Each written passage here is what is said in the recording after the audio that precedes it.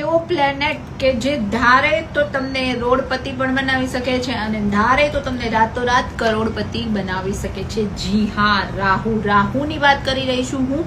રાહુની જો તમારે શુભ ઇમ્પેક્ટ મતલબ કે પોઝિટિવ ઇમ્પેક્ટ લેવી હોય તો કરી લ્યો આ નાનકડી 2-3 વાત.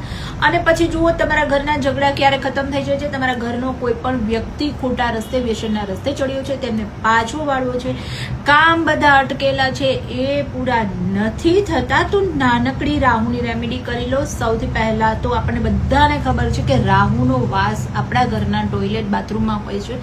તો બાથરૂમને હંમેશા ક્લીન રાખવું, બાથરૂમ હંમેશા સુકાઈ ગયેલું હોવું જોઈએ, ટોયલેટ હંમેશા સુકાઈ ગયેલું હોવું જોઈએ. બની શકે તો બાથરૂમમાં બ્લુ કલરની બાલ્ટી, બ્લુ કલરની એસેસરીઝનો યુઝ કરવો, કારણ કે આપણને ખબર છે કે રાહુનો કલર બ્લુ છે.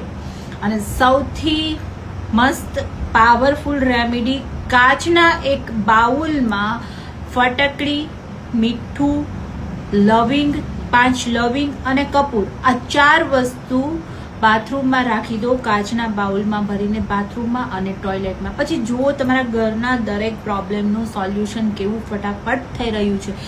તો આ સૌથી સરળ અને નાનકડી રેમેડી કરી લો તમે પણ અને શેર કરી દો જરૂરિયાતમંદ લોકો સાથે, કારણ કે આપણે સૌ જાણીએ જ છીએ કે આપણે જ્યારે કોઈનું ભલું કરીએ છીએ ત્યારે આપણું પણ ભલું થાય છે.